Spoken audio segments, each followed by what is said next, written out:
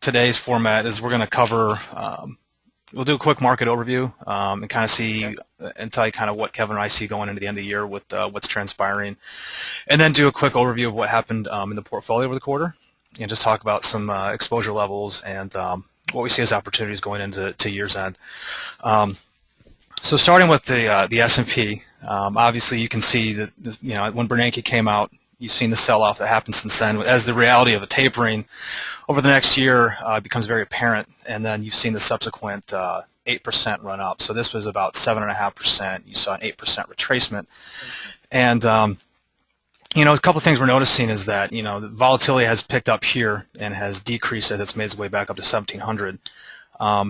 One of the things that's becoming eerily similar, at least what I noticed when I wrote about this about a week and a half ago, is back in 2011 you saw a similar run-up of about 20%, and it looks very similar to this. And you saw this correction where people thought, oh no, this thing's breaking, and you had this bounce. It's like, oh, I guess no, we're still good and we're going higher.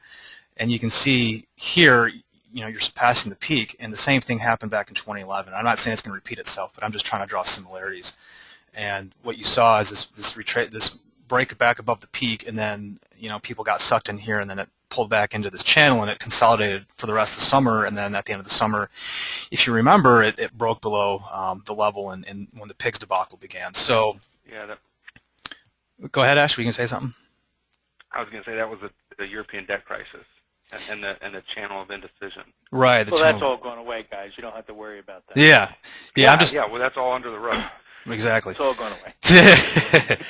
Yeah, of course. Let's not talk about it anymore. Anyways, so we're trying to think of what catalyst could be. Just looking on the chessboard, say, okay, what could keep this market at this level? And we've already had Bernanke come out and say, with the Fed scare and the taper talk, and now we're in the middle of earnings season, and we're looking for things that could keep us at these levels, and we're having a challenge finding what could keep us up here.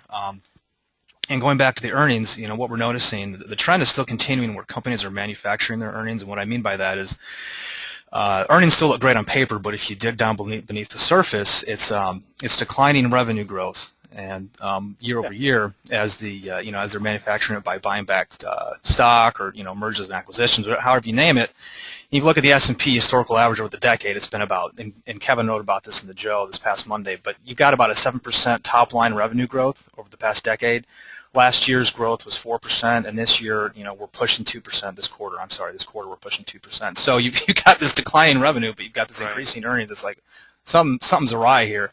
Yet, you see investors chasing this thing up the top, and that Kevin, the only thing we can think of is that it's just complacency on investors' part. They're so excited, they don't want to miss the move. They want to jump in this thing that they're putting the blinders on, and they're only looking at what they see on paper, which is companies are beating earnings, but they're not digging beneath the surface. Well, I'm not so sure that they're putting the blinders on as much as I think that the light or the focus or the narrative coming out of just about any place that you look at wants it focused someplace other than on the bottom line and what's really happening underneath.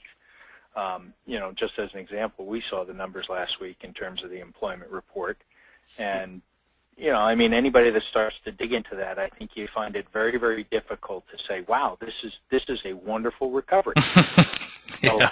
So, I have a tendency to agree with you. I think it definitely warrants good diligence here and digging deeper than just what the top line focus is. Yeah. Right. Yeah, that's a good point.